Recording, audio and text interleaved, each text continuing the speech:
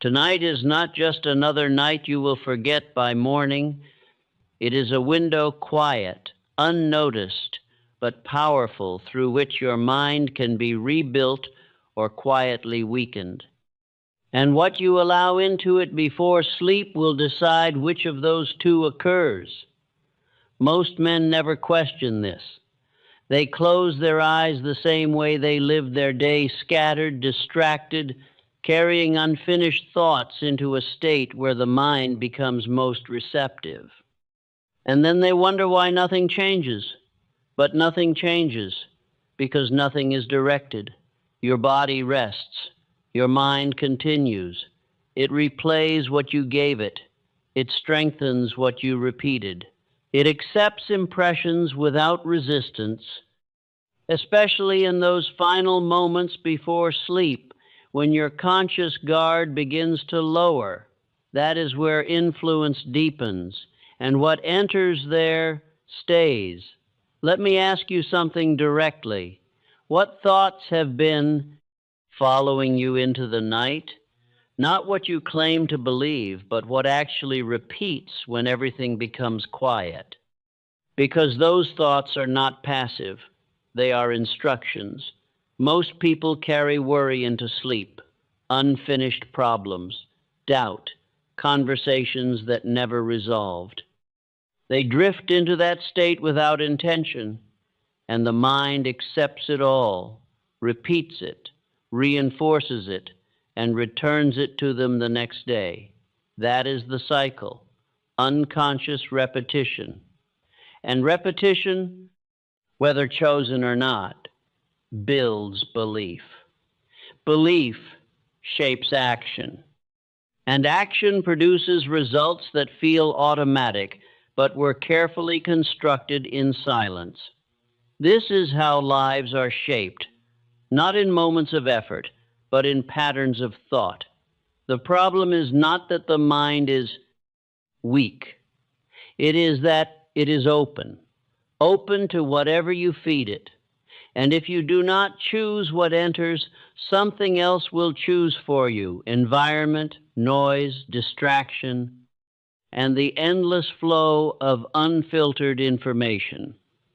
That is how most men are programmed, quietly, consistently, without awareness. But there is another path, a deliberate one, a way to use those same hours not for drift, but for direction, to take control of what enters your mind at its most receptive point and replace random thought with purposeful instruction. Because the subconscious does not question, it accepts. And what it accepts repeatedly, it expresses through your behavior. It shapes how you think, how you act, what you expect, and ultimately what you achieve. This is the law. It works whether you understand it or not. Now, imagine this. Instead of falling asleep with scattered thoughts, you enter the night with focus. Instead of replaying problems, you repeat principles. Instead of drifting into uncertainty, you guide your mind toward clarity and purpose, night after night. Without interruption, something begins to change. Your thinking becomes sharper. Your reactions become more controlled. Your decisions begin to align with something deeper, something that feels natural, but was actually constructed through repetition. That is the power of suggestion, especially before sleep, because in that state, the conscious mind relaxes, resistance fades, and the deeper mind becomes more receptive, more obedient to what it hears, what it repeats, what it accepts. This is why the final thoughts matter. They are not just thoughts, they are commands, commands that shape identity, commands that direct behavior, commands that, over time, create results that seem effortless but are anything but accidental. Most men ignore this. They treat the night as empty, but it is not empty. It is active. and what you place into it will return to you strengthened. In this lesson, you are not simply listening, you are planting. Each idea, each principle, each repeated phrase is being impressed upon the part of your mind that governs your actions without your awareness. And over time, those impressions begin to guide you without force, but only if they are repeated. This is not about hearing something once. It is about returning to it again and again until it becomes familiar, until it becomes belief, until it becomes you. Because transformation does not happen in a single moment of inspiration. It happens through consistent exposure to the same directed thoughts until they replace what was there before. This is how the mind is rebuilt from within.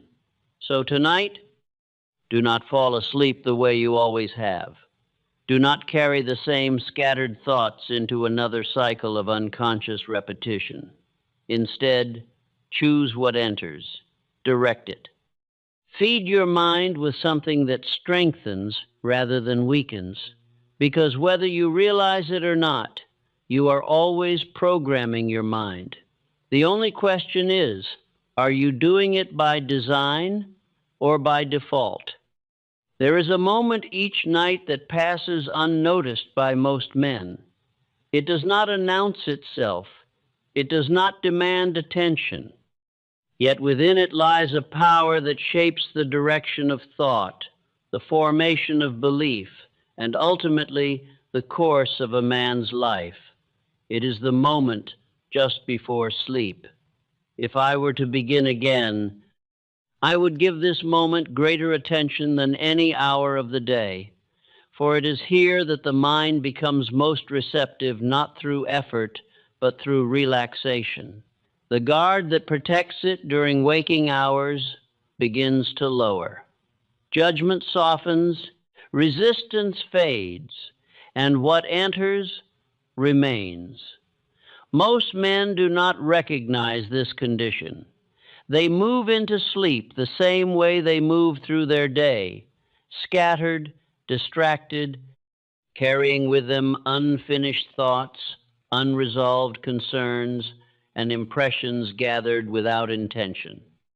They do not direct their thinking, they allow it, and in allowing it, they surrender control at the very point where control is most possible. The mind, in this state, does not question. It does not evaluate with the same sharpness as before. It accepts, it absorbs, it receives impressions and holds them, not temporarily, but with depth. This is the threshold, the point between conscious direction and subconscious acceptance.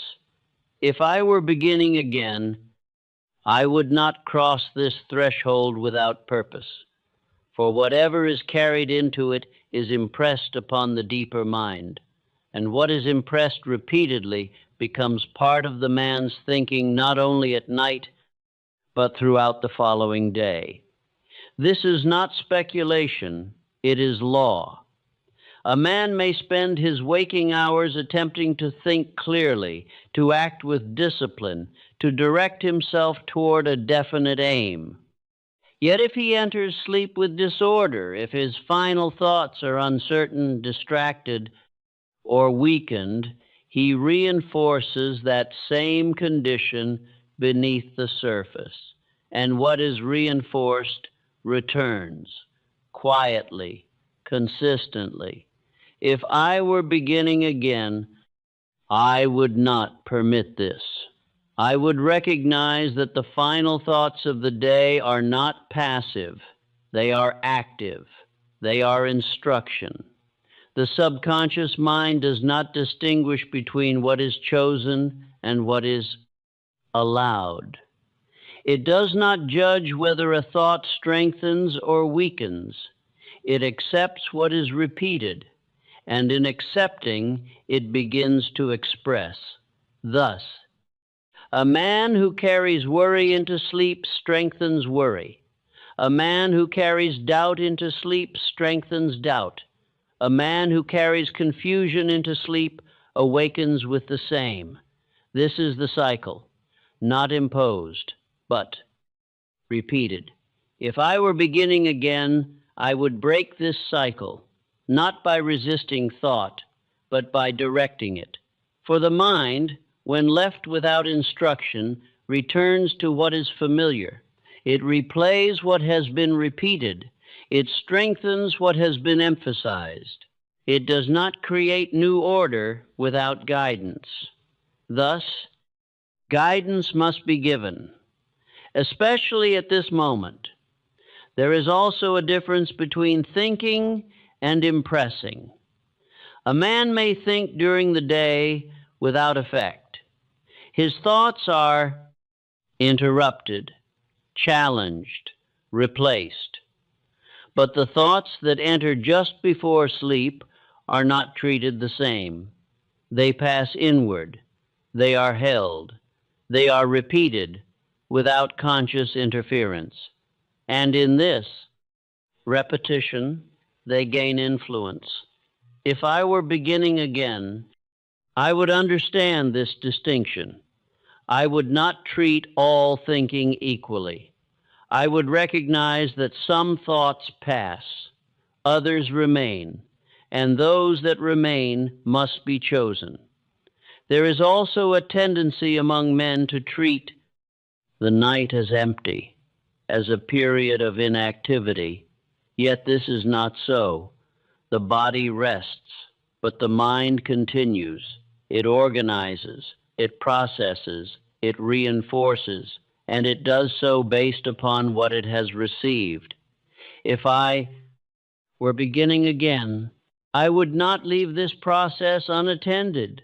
I would not allow my mind to be shaped by accident. I would participate, not through strain, but through selection, through choosing what is repeated in those final moments. There is also a quiet consequence that must be understood. A man who enters sleep with disorder awakens with disorder, not always immediately, but gradually. His thinking becomes less clear, his reactions less controlled, his direction less certain. He may not recognize the cause, yet it is present, formed in silence. If I were beginning again, I would correct this at its source. I would not attempt to repair confusion after it appears. I would prevent it before it is formed. There is also a contrast that becomes visible over time. The man who directs his thoughts before sleep begins to change. His thinking becomes more ordered, his responses more measured, his actions more aligned. He appears calm, certain, deliberate.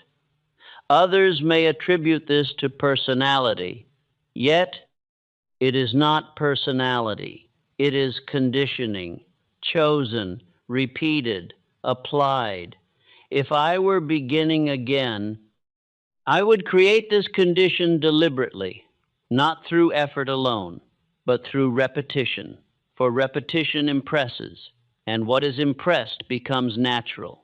There is also a simplicity to this principle. It does not require complex method. It does not demand extended time.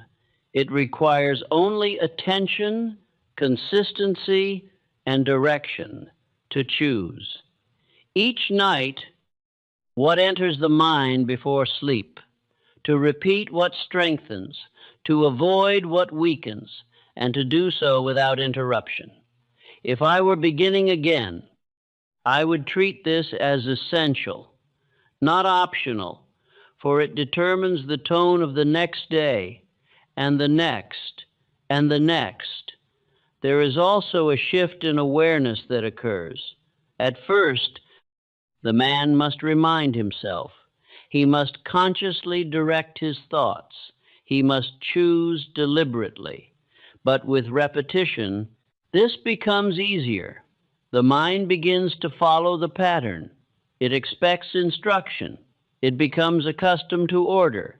And in this, control is established, not through force, but through consistency.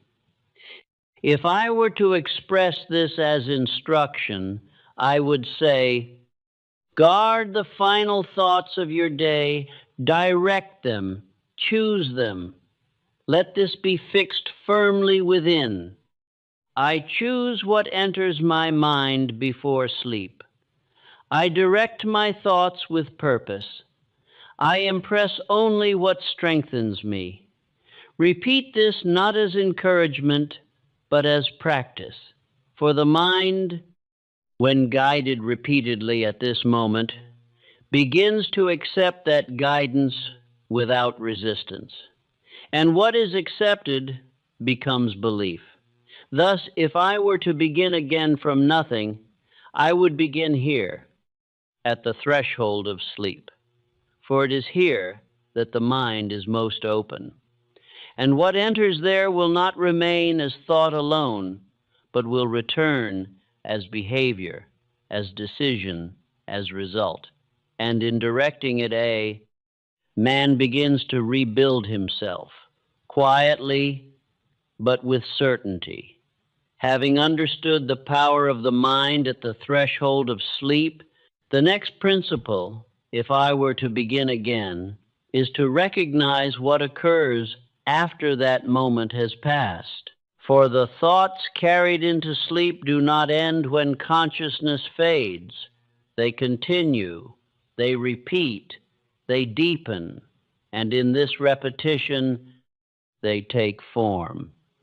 Most men believe that sleep is a pause, a break from thinking, yet this is not so. The conscious mind rests, but the deeper mind remains active. It does not sleep in the same manner.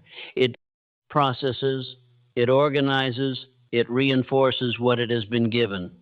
If I were beginning again, I would understand that the final thoughts of the day do not disappear in sleep. They are multiplied.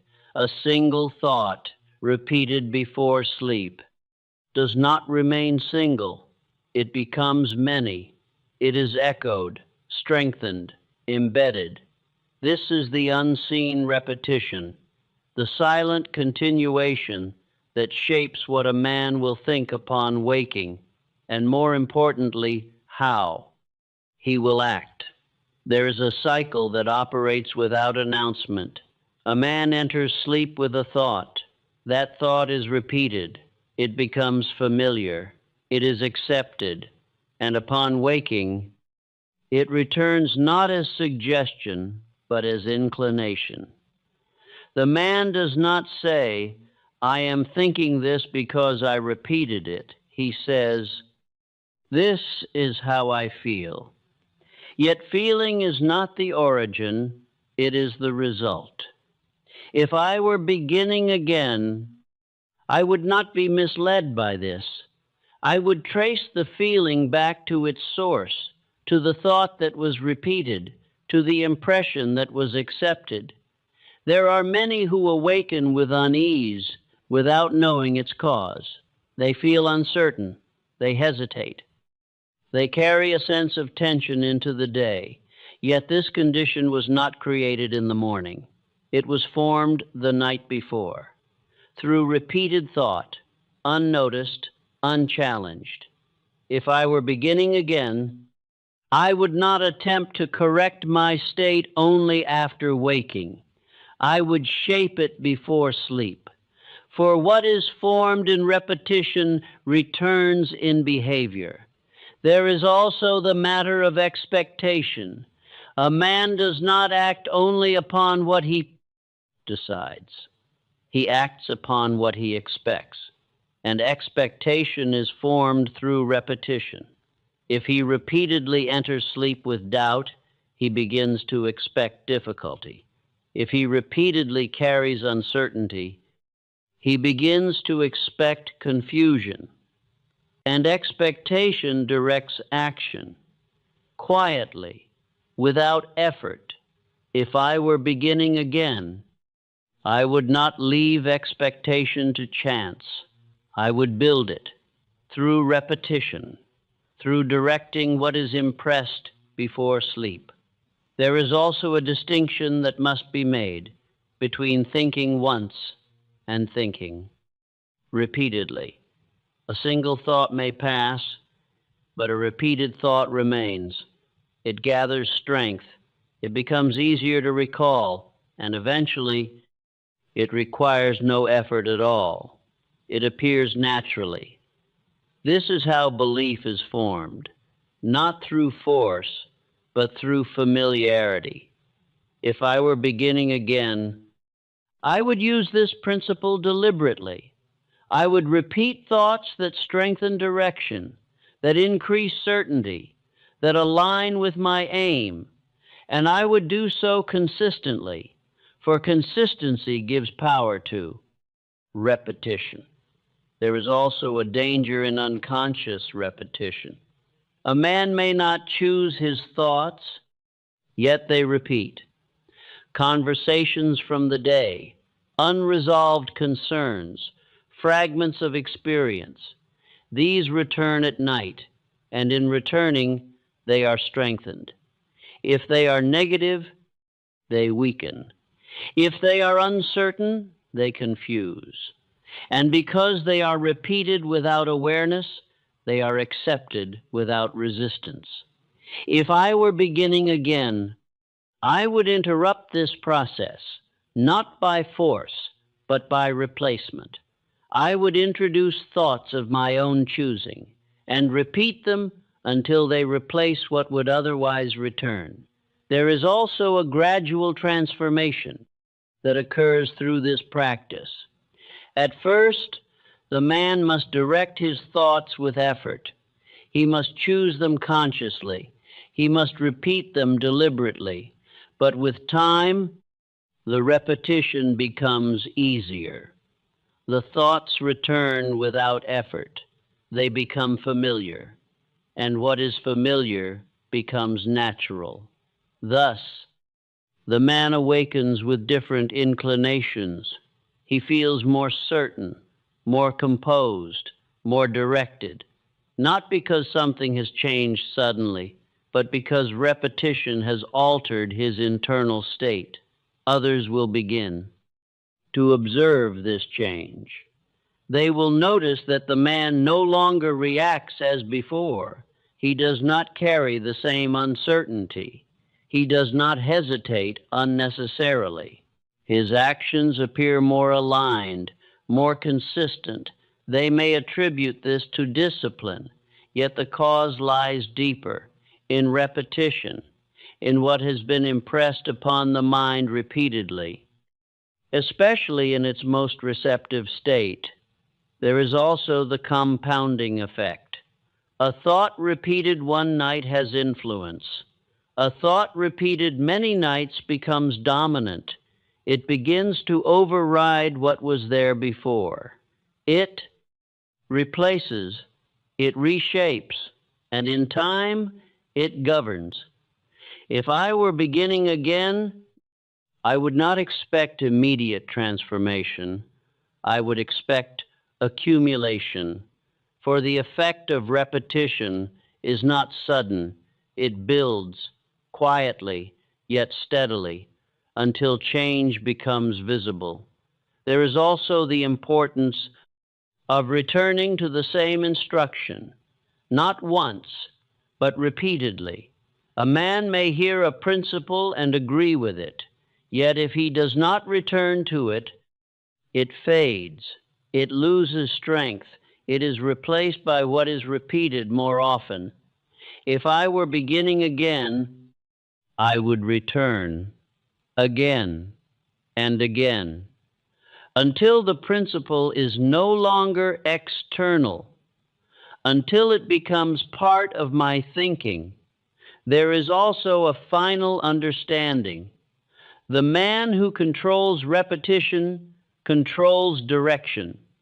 For repetition forms belief. Belief shapes expectation. Expectation influences action, and action produces result. This chain is constant. It operates whether it is directed or not. If I were to express this as instruction, I would say, repeat what strengthens you, especially before sleep. Let this be fixed firmly within. I repeat what builds me. I strengthen what I choose. I carry only directed thought into sleep. Repeat this not as encouragement, but as method. For the mind, when given repeated instruction, accepts it. And what it accepts, it expresses. Thus, if I were to begin again from nothing, having guarded the threshold of sleep, I would do this next. I would control repetition. For in controlling repetition, I would shape what returns to me, not only in thought, but in action, and in the results that follow. Having understood that repetition continues through the night and returns as behavior the following day, the next principle, if I were to begin again, is to recognize what that repetition ultimately creates. It does not stop at thought, it becomes identity. A man is not shaped only by what he does. He is shaped by what he repeatedly accepts as true. And what he accepts repeatedly, especially in those unguarded moments before sleep, becomes the way he sees himself. This process is quiet. It does not declare itself, yet it is constant. If I were beginning again, I would not overlook this transformation, for it determines more than action. It determines the man who acts. There is a distinction that must be understood. A man may think a thought once and it passes. He may repeat a thought and it remains. But when a thought is repeated continuously, without interruption, it no longer feels like something he is thinking. It feels like something he is. This is the formation of identity, not sudden, but gradual. A man does not say, I am becoming uncertain. He begins to say, I am uncertain. He does not say, I am repeating doubt. He begins to say, I doubt. The thought has moved from repetition to belief to identity. If I were beginning again, I would recognize this movement. For once a thought becomes identity, it governs action without resistance. The man no longer questions it. He acts in accordance with it, naturally, without effort. There are many who attempt to act with discipline during the day, yet carry conflicting identity within them. They attempt to move forward, yet believe themselves unprepared. They attempt to act decisively, yet carry uncertainty beneath the surface. This creates conflict, and conflict weakens action. If I were beginning again, I would not attempt to force action against identity. I would shape identity itself, for when identity is aligned, action follows without strain. There is also the role of repetition in this process. Identity is not formed through a single statement. It is formed through repeated impression, night after night, thought after thought, until the idea becomes familiar, and familiarity becomes acceptance. If I were beginning again, I would not rely upon occasional instruction. I would rely upon consistent repetition, for consistency gives permanence. There is also a danger that must be understood. Identity may be formed unconsciously. A man may not choose what he becomes. He may simply absorb from environment, from conversation, from repeated thought, and in absorbing, he adopts, not deliberately, but gradually. If I were beginning again, I would not permit this. I would choose what I become through what I repeat, especially at night. When the mind accepts without question, there is also a transformation that occurs when identity begins to change. At first, the man feels a difference. His thinking shifts slightly. He notices new inclinations, new tendencies. He begins to respond differently, not completely, but noticeably. This is the beginning. If he continues, the change deepens. The new thoughts return more easily. The old thoughts appear less often. And in time, the new identity begins to take hold. The man no longer feels as he once did. He no longer reacts as he once did. He begins to operate from a different center. If I were beginning again, I would continue through this stage, for it is not immediate.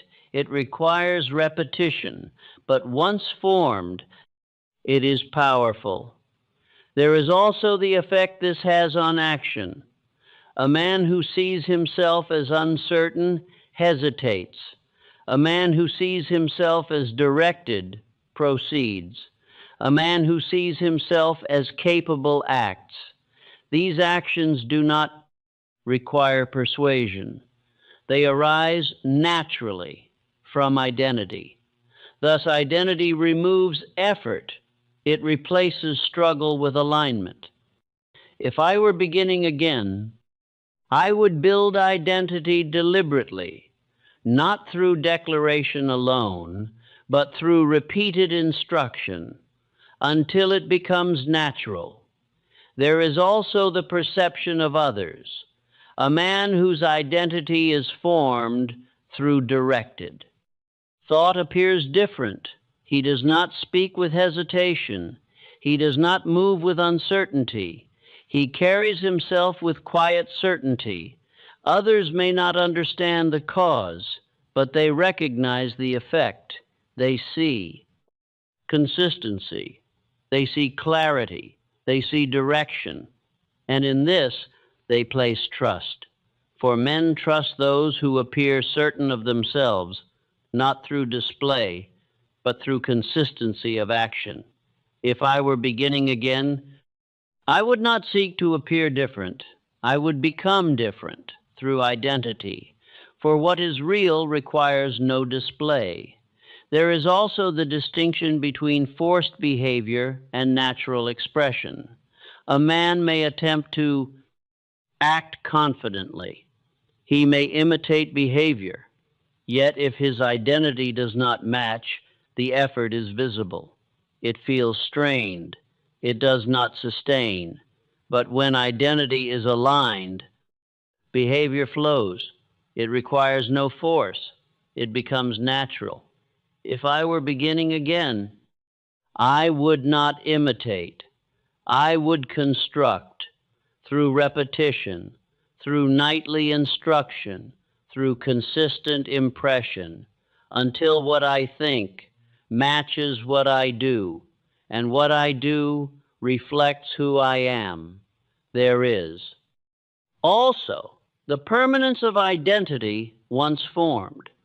A repeated thought may fade, a belief may weaken, but identity, once established, remains. It continues to influence action without effort. Thus, the importance of forming it correctly.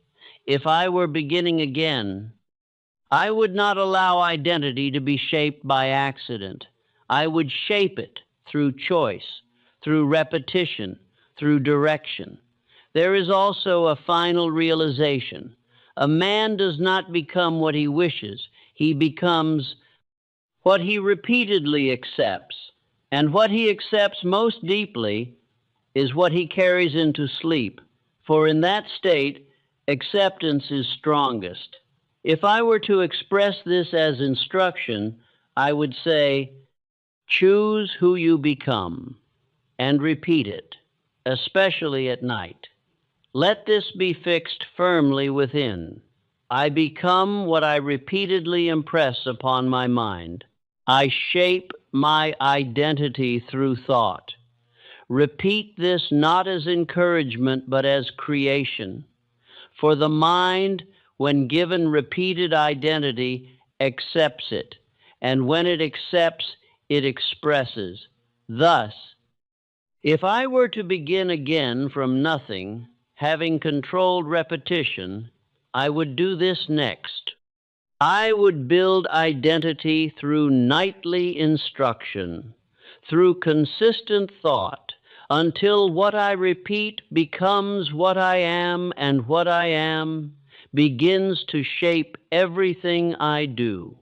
Having understood that, identity is formed. Through repeated thought, especially in the receptive moments before sleep, the next principle, if I were to begin again, is to recognize that the mind cannot be left empty. It must be directed, for if it is not directed, it will not remain still. It will drift, and in drifting, it will return to what is familiar. Most men attempt to remove unwanted thought. They resist it. They struggle against it. Yet resistance alone does not remove it. For the mind does not respond to absence. It responds to presence. If I were beginning again, I would not attempt to remove disorder by force. I would replace it. For what is replaced loses its influence, and what is introduced gains it.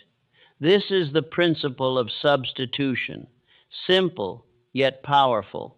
A man who attempts to eliminate worry without introducing clarity will continue to worry. A man who attempts to remove doubt without reinforcing certainty will continue to doubt, for the mind returns to what it knows, unless it is given something else to follow. If I were beginning again, I would give it direction, especially before sleep. There is a tendency among men to allow the mind to wander at night, to revisit the events of the day, to replay conversations, to consider problems without resolution. These thoughts appear harmless, yet they are not, for they are repeated, and in repetition they are strengthened. If they are uncertain, uncertainty grows. If they are unresolved, confusion deepens. If I were beginning again, I would not permit this wandering. I would guide it, not harshly, but deliberately. I would choose what enters, and I would repeat it until it replaces what would otherwise return. There is also a concept that must be understood. The mind feeds. It consumes thought as the body consumes food, and what it consumes regularly becomes its condition. If it is fed disorder, it produces disorder.